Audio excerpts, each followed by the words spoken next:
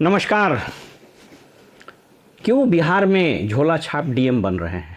क्यों बिहार का प्रशासन गटर में जा रहा है? क्यों यहाँ नमूने टाइप के ऑफिसर्स फल फूल रहे हैं? क्यों यहाँ पूरी खेप प्रशासन की बर्बाद हो गई? आपको एक नमूना दिखाते हैं। मेरे हाथ में एक नोटिफिकेशन है जो 22 अगस्त को सामान्य प्रशासन विभाग ने निकाला है। ये पूरा नोटिफिकेशन हम आपको दिखा देते हैं और इसमें 3-4 खास बात है, वो भी हम आपको समझा देते हैं कि आफ्टर ऑल कौन है वो लोग जो इस राज्य को झोला छाप आईएएस अधिकारियों से भर रहा है।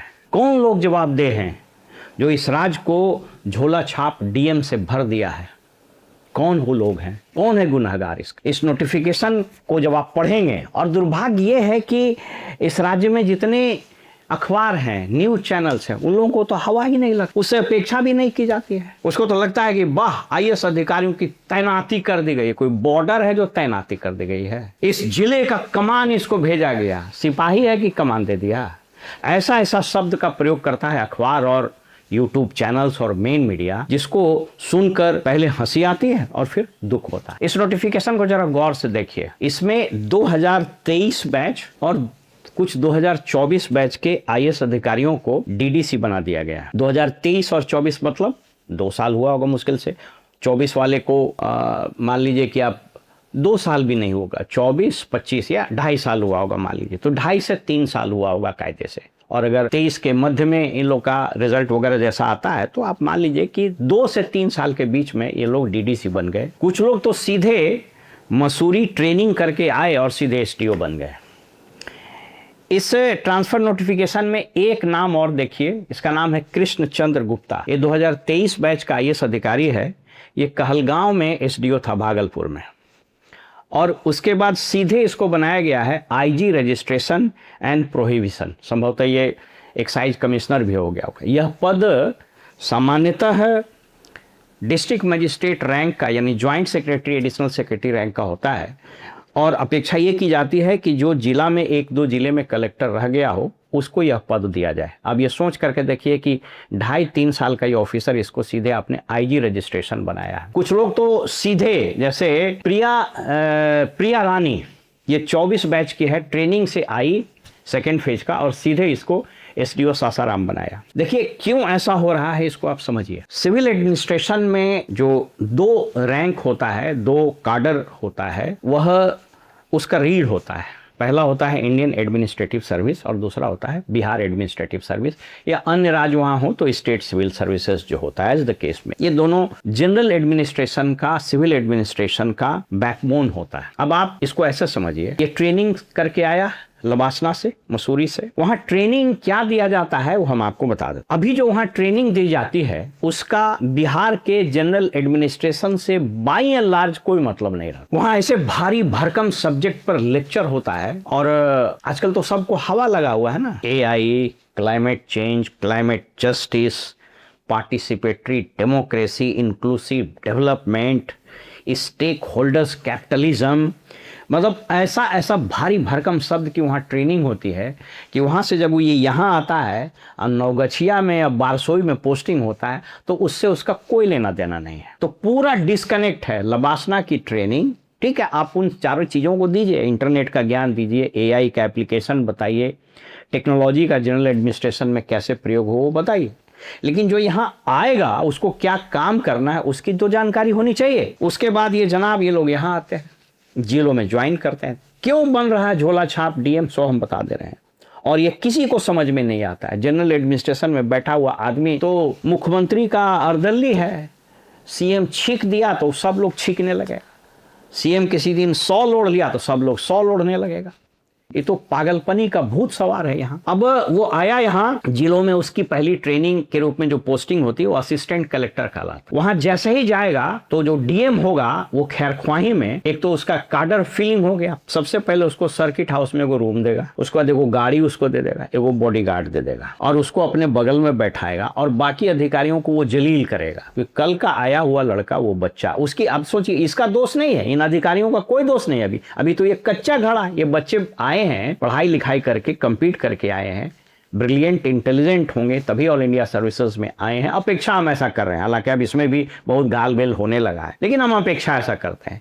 अब वो वहीं से उसकी मेंटरिंग शुरू हो गई। ये कच्चा घड़ा है और इसका शेप बिगड़ना शुरू हुआ। सर्किट हाउस में कमरा, बॉडीगार्ड, गाड़ी, सायरन लगा देगा और डीएम इससे वो सारा काम कराएगा जो इससे नहीं कराना चाहिए। डिस्ट्रिक्ट ट्रेनिंग में हम लोग जब ट्रेनिंग लिए थे, उस वक्त के जो कलेक्टर होते थे, एसडीओ होते थे, वो कहते थे कि क्लर्क के साथ बैठो, सीखो कि कैसे फाइल लिखा जाता है, कैसे लेटर्स आते हैं, लेटर कैसे पढ़ा जाता है, लेटर कैसे लिखा जाता है, रेवेन्यू क्या है, सप्लाई क्या है, जनरल एडमिनिस्ट्रेशन क्या है, लॉज किसको बोलते हैं, कोर्ट कैसे किया जाता है।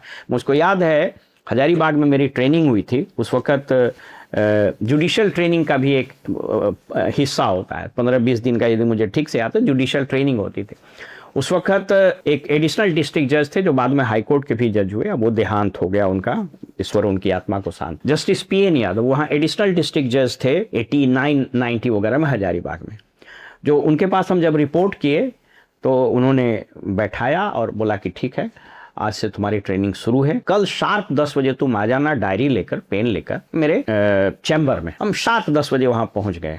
वो बोले कि चाय वाय पी लियो, तो हाँ ठीक है, चलो मेरे साथ कोर्ट में बैठो। इजलास में बैठाते थे और एक एक चीज़ सिखाते थे कि बहस कैसे होता है, आर्गूमेंट किसको बोलते हैं, विटनेस का examination, cross examination, re examination किसको बोलते हैं, एविडेंसेस कैसे रखे जाते हैं, ऑर्डर शीट कैसे लिखा जाता है। और ये सारा चीज जब पुलिस स्टेशन में अटैचमेंट हुआ तो उस वक्त सुवर्णो साहब वहाँ पर एसपी थे, मुझको याद है, उनसे हम लोग मिलने गए तो उन्होंने कहा कि तुम लोग चले जाओ थाना और एसएचओ को बोल दिए कि इसको बैठाओ थाना में, इससे डायरी बोलो कैसे लिखा जाता है, एफआईआर कैसे ड्राफ्ट होता है, इन्वेस्टिगेशन कैसे होता है, ये सारा चीज हम लोग को सिखाते। हजारीबाग में उस वक्त कलेक्टर थे, बाद में चीफ सेक्रेटरी बने, अशोक कुमार सिन्हा उनका नाम था। तो हम लोग ज्वाइन किए तो बोले कि जो एक ट्रेनिंग था तो जनरल एडमिनिस्ट्रेशन में, फिर ब्लॉक में, अंचल में, वहां जाके सीखिए और आप पैदल आइए, चाहे रिक्शा से आइए, चाहे टेम्पू से आइए, सर्किट हाउस से। उस वक्त सर्किट हाउस भी नहीं, सर्किट हाउस नहीं मिलता था प्रोफेशनल को, डिस्ट्रिक्ट बोर्ड या किसी चीज का डाक बंगला रहता। अपने से नहाइए, धोइए, कपड़ा साफ कीजिए, टेम्पू पकड़ के आइए, पैदल आइए। हम लोग पैदल जाते थे कलेक्ट्रेट और वहां सीखते। अब क्या हुआ, पहले दिन सर्किट हाउस, इनोवा गाड़ी, बॉडीगार्ड, हवा पानी दिया तो सीखा कुछ नहीं। उसके बाद ये कुछ दिन के लिए जाएगा बिपार्ड, गया वाला। आप इसको ध्यान से समझिए कि क्यों झोला छाप और ये सब लोग जब सेक्रेटरी बनेगा तो फिर बिहार में झोला छाप सेक्रेटरी बन जाएगा। और इसमें से कुछ लोग चीफ सेक्रेटरी बनेगा तो वो झोला छाप चीफ सेक्रेटरी हो जाएगा। ये दुर्भाग्य है इस राज्य का। और पॉलिटिशियंस को तो 7वां 8वां फेल बन रहा है, मुख्यमंत्री, मंत्री, उसको कुछ समझ में नहीं आता है। और मुखेर कानून जो बोल दिया, बोला कि आईएएस है, नहीं बोल रहा है तो सही है बोल रहा होगा, तो गोबर खाने के लिए बोल देगा तो गोबर खाने के लिए तैयार हो जाए। उसके बाद ही जाएगा बिपार्ड। बिपार्ड की बिल्डिंग बहुत शानदार बनी गया में, लेकिन वो बिल्डिंग देखने में बड़ा अच्छा लगता है। ट्रेनिंग की जो क्वालिटी है वो इतना स्तरहीन है कि उसके बारे में हम आपको बता नहीं सकते। अच्छा, सरकार की प्राथमिकता देखिए, अभी तक आज तक मुझको याद नहीं कि कब लास्ट एटीआई पहले कहलाता था, बिपार्ड में फुल फ्लेजेड डीजी कब रहा है। अभी अरविंद चौधरी साहब हैं, बहुत अच्छे अधिकारी हैं, लेकिन 4-4, 5-5 विभाग चार्ज में। कैसे आप अपेक्षा करते हैं कि गया में जाकर रहेंगे? आप एक फुल फ्लेजेड नहीं दे सके डीजी। वहाँ ट्रेनिंग जो लोग दे रहा है, तो ये सब जो आईएएस प्रोफेशनल वहाँ जाएगा तो पहले से इन्फ्लेटेड फील करेगा। और जो बेचारा ट्रेनिंग देगा वो उसमें से कुछ सुपरवाइजरी रैंक का होगा, कुछ और स्टेट सर्विसेज का होगा, तो उस सबको तो पहले ही कॉम्प्लेक्स है, तो कहेगा कि आप सीखिएगा चाहे नहीं सीखिएगा, आप तो कलेक्टर बनिए जाइएगा। ये लोग भी बोलता है कि आपको सीखने का क्या जरूरत, सब लोग कर ही देगा। ये प्रोफेशनल लोग भी सोचता है दो छोड़ो, क्या सीखना है, तफरी करो, तो तफरी में निकल जाता है। ना केस रिकॉर्ड लिखता है, ना कुछ पढ़ता है, ना रेवेन्यू लॉ की कोई जानकारी, वहां से निकलता है, सीधे एसडीओ बन गया। अब एसडीओ जब बन गया तो एसडीओ जो आईएएस आएगा तो उसको सबसे पहले उस जिला अनुमंडल में जाएगा, तो वहां का जो लोकल पत्रकार उसको माथा पर चढ़ाएगा, बाप रे बाप, अनुमंडल में आईएएस एसडीओ आए हैं, कपार आईएएस एसडीओ आए हैं।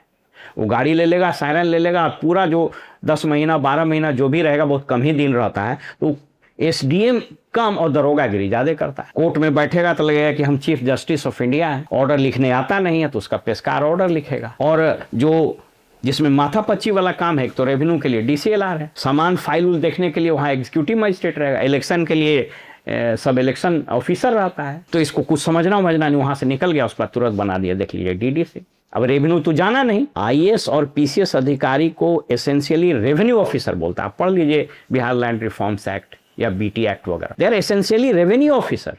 मैंने कई बार कहा है कि डिस्ट्रिक्ट मजिस्ट्रेट को डिस्ट्रिक्ट मजिस्ट्रेट, कलेक्टर और डिस्ट्रिक्ट ऑफिसर कहा जाता है। जिला मजिस्ट्रेट, कलेक्टर और जिला पदाधिकारी, ये 3 प्रमुख काम। जब वो जिला मजिस्ट्रेट है तो उसको पहले सीआरपीसी में और अभी बीएनएसएस में और इसके अलावा और बहुत सारे कानून में, आर्म्स एक्ट वगैरह में, इस सब में उसको अधिकार है जिसमें कोर्ट में बैठ के सुनवाई करना, ऑर्डर पास करना है। कलेक्टर के रूप में उसको रेवेन्यू की अथॉरिटी है, रेवेन्यू को कोर्ट्स करने हैं, उसको बहुत सारे मामलों में सुनवाई करनी है। And when is a district officer, जब वो जिला पदाधिकारी है तो संपूर्ण जिले में जो अधिकारी हैं उसका एक वो सुपरवाइजरी रोल में उन सभी अधिकारियों का एक समझिए कि कंट्रोलिंग ऑफिसर है। तो अभी ये तीनों चीज तो सीखा नहीं है। अब एसडीएम के बाद इसको बनाया है डीडीसी। डीडीसी का काम मुख्य तौर पर ठेकेदारी वाला है। अब तो स्थिति ये हो गई है कि आईएएस प्रोबेशनर एसडीओ बनता वहीं पैसा लेना शुरू कर, कुछ एक अपवाद को छोड़कर ज्यादातर। एक समय था, मैं बता रहा हूँ, एक समय था, मुझको स्मरण है, मैं जब विभाग में पोस्टेड था तो भीसी चल रहा था कोविड के दरमियान। मैं उनका नाम नहीं लूंगा, एक बहुत बड़े अधिकारी, उन्होंने मीटिंग में हरसट्ठे ऑल ऑफ ए सडन बोल दिया बिहार का सब वीडियो चोर है। वर्बेटम में हम बता रहे हैं। तो हमने कहा कि सो माफ कीजिएगा, ये वर्जन ठीक नहीं है, और अगर मैं ये कह दूं कि बिहार में सब आईएएस भी चोर है इंक्लूडिंग माई सेल्फ, तो कैसा आपको लगेगा? और हकीकत ये है, एक समय था कि अगर आईएएस करप्ट होता था तो वो न्यूज बन जाता था, और अभी आईएएस ईमानदार होता है तब न्यूज बनता है। क्योंकि अब तो कुएं में भंग पड़ गई है तो साफ पानी निकलेगा कहां से। तो अब इसको डीडीसी बना दिए, अब इसमें ठेकेदारी वाला धंधा करेगा। अब इसने रेवेन्यू सीखा नहीं। अच्छा, इसकी ब्लॉक और अंचल में अटैचमेंट होती है 2 या 3 महीने के लिए, अभी क्या है हमको पता नहीं, 3 महीने के लिए संभवता होता है, वो इसका हवा में निकल जाता है। अब बीडीओ सीओ है लेकिन कलेक्टर अपने बगल में बैठाएगा, और एडिशनल कलेक्टर डीडीसी जो अगर स्टेट सर्विसेज का हो तो उधर बैठा है, वहीं से वो इन्फ्लेटेड फील किया तो क्या उसका रिव्यू होगा? इनफैक्ट जो आईएएस प्रोबेशनर बीडीओ सीओ बनता है ना, तो उसके काम का रिव्यू एडीएम या डीडीसी से करता है, या फिर एक जिले में एक पोस्ट होता है एसडीसी, सीनियर डिप्टी कलेक्टर, उसको लगा देता है कि इसकी मेंटरिंग कीजिए। तू सीखेगा कपार, वो ब्लॉक में रहता नहीं है। तो पूरा रेवेन्यू एडमिनिस्ट्रेशन साफ, जनरल एडमिनिस्ट्रेशन साफ, एसडीएम के रूप में वो क्रिमिनल लॉ सीखता नहीं है, दरोगाई में चला जाता है उसका पीरियड। अब आप देख लीजिए इसके बाद क्या होगा, इसको सीधे बनाएगा डीएम। तो फाइल वर्क भी नहीं सीखा, रेवेन्यू भी नहीं सीखा, क्रिमिनल लॉज भी नहीं सीखा, और बन गया डीएम। अभी तो साइफर है, जिला में बना तो जिला में सब लोग एकदम जो लोकल पत्रकार है, यूट्यूब चैनल है, अखबार है, सब आएगा कि वाह अब तो जिले के तारनहार आ गए, भगवान भगीरथ आ गए, ये अभी तो तार देंगे गंगा से जिला को। अब वो जब ऑफिस में बैठता तो उसको कुछ समझ में नहीं आता है, फाइल उसको समझ में नहीं आता है। अरे भाई, कोई भी काम होगा तो फाइल पर ऑर्डर होगा ना, कैसी मुकेश चलेगा? अब उसको कुछ समझ में नहीं आएगा, बस वो आएगा ऑफिस में तड़क भड़क, इसको डांटो उसको डांटो। मैं आपको बता रहा हूँ कि सिगमंड फ्रायड एक बहुत बड़े साइकोलॉजिस्ट हुए, उन्होंने बहुत काम किया, और सौभाग्य से मुझको ऑस्ट्रिया स्थित उनका जो आवास था, जो अब म्यूजियम में बन गया, वहाँ जाने का मौका लगा। उनके द्वारा लिखी हुई एक किताब भी मैं आपको दिखा सकता हूँ। ये सिगमंड फ्रायड द्वारा लिखी गई किताब है द इंटरप्रिटेशन ऑफ ड्रीम्स। इनकी एक थ्योरी है, डिफेंस मैकेनिज्म थ्योरी बोलते हैं। वो थ्योरी ये बोलता है कि कोई आदमी अगर किसी चीज़ को नहीं जानता है, या वो कमज़ोर है, वो हेलो है, खाली है, तो 2 ही चीज़ होता है, या तो वो रिस्पॉन्ड करता है मतलब सीखता है, कमजोरी को दूर करता है, लेकिन ज़्यादातर केसेस में वो रिएक्ट करता है, और जब रिएक्ट करता है तो डिफेंस मैकेनिज्म के सिस्टम में वो मॉडल अपना लेता है। क्या है डिफेंस मैकेनिज्म सिस्टम? किसी को नज़दीक आने नहीं दो, नहीं तो तुम्हारी कमजोरी जान जाएगा। वही डीएम लोग करता है, कुर्सी दूर लगाएगा, डांटना फटकाना शुरू करेगा, और कोई भी काम है तो उसके लिए एक कमेटी बना देगा कि आप सब करके लाइए तो हम दस्तखत करेंगे, कमीशन लेकिन हम ही को चाहिए। और कलेक्ट्रेट में भी जितना ऑफिसर लोग है उसमें रम जाता है, कॉकस बन जाता है, उसको ज्ञान देगा, उसके बारे में बोलेगा, उसके बारे में बोलेगा, और पूरा डिस्ट्रिक्ट मजिस्ट्रेट का टेन्योर इसी दलाली में, इसी कॉकसगिरी में और इसी झाड़ फानुस में लग जाता है। अब टाइम कैसे पास होगा? उठाया गाड़ी, सायरन बजाया, निकल गया। अब आजकल हर जिले में आईटी असिस्टेंट, कंप्यूटर ऑपरेटर वगैरह है, वो सब नया लड़का है बेचारा, वो सब कभी नौकरी अनुकंपा पर है, उसको बोलेगा चलो गाड़ी में बैठो, दूसरा पीछे सूमो स्कॉर्पियो, उसमें बैठो, मोबाइल ले लो और कैमरा ले लो, और बस फटाफट जहां हम जाएं वहां हवा पानी दो। लोकल जो न्यूज़पेपर वाला है, यूट्यूब चैनल वाला है, या लोकल रिपोर्टर है, उससे बढ़िया संबंध रखेगा और एकदम छपाएगा कि बस अब डीएम साहब आए हैं कि जिला का उद्धार हो जाएगा। तो ये जिला का क्या उद्धार होगा सो आप देख लीजिए। 5 साल होते होते ही सबको डीएम बना देगा। जो 2023 का है आप लिख लीजिए, 2028 में, इवन 27 में ही कुछ लोग को बना देगा डीएम। डीडीसी से हटेगा, यानी 3, साढ़े 3 साल, 4 साल होते होते उसको आप डीएम बना दे। कुछ सीखा नहीं। सचिवालय में बहुत कम लोगों की पोस्टिंग होती है, फाइल वर्क नहीं समझता, सचिवालय में काम कैसे होता है वो नहीं समझता, पॉलिसीज कैसे बनती है, रूल्स क्या हैं, एक्ट कैसे बनते हैं, एग्जीक्यूशन कैसे कुछ नहीं पता, बस हवा पानी में निकल जाता है। और यही प्रमुख कारण है इस राज्य में कि हम, यह जो बिहार राज्य है ना, ये दो ही चीज़ के लिए जाना जाएगा। पहला, ये मजदूरों की फैक्ट्री बन गया, जिसके लिए प्रशांत किशोर बराबर कहते रहते हैं, ये मजदूरों की फैक्ट्री बन गई। यहाँ से मजदूर को भर भर करके बस में, और मज़ेदार बात है कि प्रधानमंत्री वगैरह आते हैं, बोलते हैं आपके लिए वंदे भारत चला दिए हैं। तो वंदे भारत चला दिए हैं कोनो यहाँ के विकास के लिए कि सहरसा से भर के ले जाइए, मधेपुरा से भर के ले जाइए, किशनगंज से भर करके लोगों को लेके जाइए, फैक्ट्री में काम कराइए। दिल्ली से एसी बस चल रहा है, तरक्की कर गया बिहार, देखते हैं एसी बस चल रहा है दिल्ली से डायरेक्ट। अरे वो डायरेक्ट इसलिए चल रहा है कि मजदूर को भर के ले जा रहा है। तो पहला तो मजदूर की फैक्ट्री बन गया, और दूसरा झोला छाप IAS की फैक्ट्री बन गया बिहार, ये लेबोरेटरी बन गया है। और इस राज्य का शासन, इस राज्य का गवर्नेंस, इस राज्य की इकोनॉमी, इस राज्य का डेवलपमेंट इसीलिए रुका हुआ है कि झोला छाप भरे हो। अब सोच करके देखिए, 2023-24 का आदमी है, इसको इंडस्ट्री डिपार्टमेंट में एक को बना दिया निष्पक्षता आयुक्त।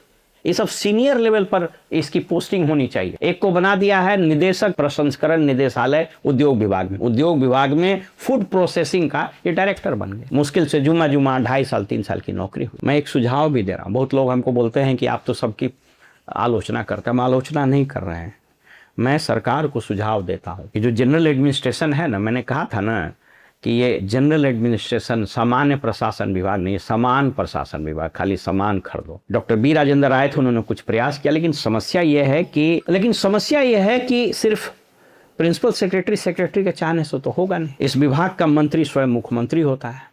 एक तो उसके पास समय नहीं है, और समय है तो समझ नहीं है, और समझ है तो वेस्टेड इंटरेस्ट। दीमक की तरह जो व्यक्ति इस पूरे राज्य को चाट गया, उससे सलाह लेना ये नासमझ और कम पढ़े लिखे मुख्यमंत्रियों की मजबूरी है। मैं सलाह दे रहा हूँ, ट्रांसफ़र, पोस्टिंग, ट्रेनिंग की कॉम्प्रिहेंसिव पॉलिसी बनाइए। सामान्य प्रशासन विभाग को फुल फ्लेजेड प्रधान सचिव या अपर मुख्य सचिव दीजिए, उसको जिसको कार्मिक के यानी पर्सनल के, ह्यूमन रिसोर्सेज के मैनेजमेंट का, कैडर आदि की जानकारी हो। अभी आप सोच लीजिए कि GAD में सेक्रेटरी कौन है, तो बेचारा असिस्टेंट इंजीनियर था, तो जीवन भर तो वो अपना इंजीनियरिंग का काम किया, हो सकता है उसमें दक्ष भी होंगे, हर आदमी का अपना अपना ये होता है। How can he handle this difficult subject of cadre management and all such things. आज तक मैंने नहीं देखा कि GAD में, जो पहले कार्मिक एवं प्रशासनिक सुधार विभाग था, कोई इंजीनियर को लैटरल एंट्री से आया हुआ, वो लैटरल एंट्री पर मैंने एक बार बात की थी, मैं आपको फिर बात बताता हूँ कि इस राज्य में हो क्या रहा है। बहरहाल तो उसको बनाया। मैं 4-5 सुझाव देता हूँ। पहला सुझाव, ट्रांसफ़र, पोस्टिंग, रोटेशन पॉलिसी, और दूसरा ट्रेनिंग पॉलिसी। एक ट्रेनिंग पॉलिसी पाठक जी बनाए थे, लेकिन वो हवाई से ज़्यादा कुछ नहीं था, क्योंकि कहते हैं ना कि जिस पर प्रहार करना है उसी को आप जज बना दे रहे हैं, जिस पर कार्रवाई होनी है, जो सफ़र करेगा उसी को आप आर्बिट्रेटर बना दे रहे हैं। देखिए क्या करना चाहिए आपको हम बता देते हैं। बिहार में एडमिनिस्ट्रेशन के को रिफॉर्म करने के लिए अभी तत्काल 2-3 चीज करना चाहिए। पहला, IAS और PCS अधिकारी खासकर, चूंकि जनरल एडमिनिस्ट्रेशन इसी के हाथ में है, और मोटे तौर पर यह एक दुर्भाग्यपूर्ण सत्य है कि इसी को सारे विभागों का मॉनिटरिंग करना है। तो पहला IAS के बारे में बता देते हैं कि ट्रेनिंग के बाद बिपार्ड में कम से कम 1 साल की इसकी प्रॉपर इंटेंसिव ट्रेनिंग कराइए, जिसमें रेवेन्यू लॉज, क्रिमिनल लॉज और जनरल एडमिनिस्ट्रेशन यानी ऑफिस मैनेजमेंट के प्रोसीजर्स को बताइए। चिट्ठी क्या है, पत्री क्या है। मैंने इस पर एक किताब भी लिखा है। एक समय था, मुझको लगता है कि 2002-3 वगैरह में मेरी लिखी हुई वो किताब तत्कालीन मुख्य सचिव ने पूरे राज्य के सभी ऑफिसर्स में भेजा था कि कैसे ऑफिस चलता है, फाइल नोटिंग, ड्राफ्टिंग, क्या क्या होता है, स्वीकृतादेश किसको बोलते हैं, नोटिफिकेशन क्या है, रेजोल्यूशन क्या है, वगैरह वगैरह। तो 1 साल की ट्रेनिंग उसको विपार्ड में दीजिए। उसके बाद जब वो निकले तो कम से कम 1 साल BDO और 1 साल CO इंडिपेंडेंट चार्ज दीजिए, और वो ब्लॉक और अंचल में रहे, और जो गाड़ी ब्लॉक अंचल के लिए एयरमार्क्ड है उसी पर वो चढ़े। He should independently held responsible for what is happening in the blocks and अंचल्स। बहुत हैंड होल्डिंग करने की जरूरत नहीं, सबको आपने काहिल बना दिया। हैंड होल्डिंग के नाम पर यहाँ चमचागिरी होता है। इसके बाद आप उसको SDO बनाइए और DCLR का प्रभार दीजिए, क्योंकि DCLR में अभी बहुत झंझट चल रहा है, BAS का रहे कि रेवेन्यू वाला रहे, DCLR का प्रभार दीजिए। And he should independently hold courts of revenue and this thing. उसके बाद इसको सचिवालय में भेजिए, तब तक शायद ये ज्वाइंट सेक्रेटरी हो चुका होगा। इसके पहले कि इसको डीडीसी बनाइए, आप इसको सचिवालय में भेजिए, जहाँ ज्वाइंट सेक्रेटरी हो या डिप्टी सेक्रेटरी हो, एज द केस में भी, नाम में कुछ नहीं रखा है। और फुल फ्लेजेड 1 साल 1.5 साल 2 साल उसको डिप्टी सेक्रेटरी वहाँ रखिए, ताकि सचिवालय के वर्किंग पैटर्न्स को वो समझ सके। उसके बाद फिर जिला में इसको एडिशनल कलेक्टर रेवेन्यू में पोस्टिंग कीजिए, जहां ये 2 से 3 साल रहे। उसके बाद इसको डीडीसी और तब डीएम बनाइए। डीएम 10, 12 साल, 13 साल की नौकरी के पहले यदि आप बनाते हैं तो आप इस राज्य को रसातल में भेजिएगा और ये सब झोला छाप डीएम बनने के लिए अभिशप्त रहेगा। मुझे आशंका किस बात की है, हम आपको बता देते हैं। ये जो इस तरह का जो धंधा शुरू हुआ है, ये सब अगले 13 साल, 14 साल, 15 साल, यानी 16 साल में तो सेक्रेटरी ही हो जाना है। तो जब वो सेक्रेटरी होगा या फिर प्रिंसिपल सेक्रेटरी बनेगा, तो समझिए कि ये जो पूरा लॉट है ना, ये सचिवालय आज के 10 साल 12 साल के बाद पूरा सचिवालय झोला छाप सेक्रेटरी से भर जाए। एक समय था कि सचिव और सचिवालय के सहायक या फिर जो मिडिल रैंक के ऑफिसर होते थे, डिप्टी सेक्रेटरी, ज्वाइंट सेक्रेटरी, वो सब लोग काबिल थे, सब लोग समझते थे, सब लोग उस ढंग से काम करते थे। धीरे धीरे ऊपर वाला पोर्शन खराब होने लगा तो सचिवालय का किरानी लोग उसको सिखाता था। अब सबका बंटाधार है, किसी को कुछ बुझा नहीं रहा, सब एक दूसरे को समझाते रहता है, गडमा गड का खेल चलते रहता है और अलग अलग मॉडल ईजाद हो गए। सामान्य प्रशासन और राजस्व, ये 2 ऐसे विषय हैं जो गंभीरता, कंसिस्टेंसी, ज्ञान और नियत, इसका डिमांड करता है। लेकिन दुर्भाग्य है इस राज्य का कि हम लोगों ने ऐसे ऐसे नमूने मंत्री और ऐसे ऐसे नमूने सेक्रेटरी बनाए और ऐसा ऐसा दीमक यहाँ बैठा दिया है जो पूरे राज्य के शासन व्यवस्था को, गवर्नेंस को, पूरे स्ट्रक्चर को चाट चाट कर खोखला बना दिया। ये बिल्डिंग किस दिन ध्वस्त हो जाएगा मुझको नहीं पता। और सबसे बड़ी बात कि जो जनता है, जो आम लोग हैं यहाँ, वो लोग अभिशप्त हैं। सबसे पहले इस बीमारी का दंश, इस अव्यवस्था का दंश जो आज हो रहा है राज्य में, उन्हीं को भुगतना है। समय आ रहा है कि यहाँ कोई चीज नहीं हो पाएगा। मुख्य सचिव को फोन करना पड़ेगा पंचायत सचिव से काम कराने के लिए, मुख्यमंत्री को फोन करना पड़ेगा राजस्व कर्मचारी को म्यूटेशन करने के लिए, गवर्नर साहब को फोन करना पड़ेगा ब्लॉक डेवलपमेंट ऑफिसर से काम कराने के लिए, और तब भी नहीं होगा, क्योंकि आपने ओझराइजेशन का और झोला छाप अधिकारियों का एक ऐसा अजूबा मॉडल यहाँ पर इजाद किया है जिसका इस देश में, कदाचित दुनिया में दूसरा कोई उदाहरण नहीं मिलता है। फिलहाल हमें इजाज़त दीजिए और आप देखते रहिए वॉइस ऑफ रिपब्लिक। नमस्कार।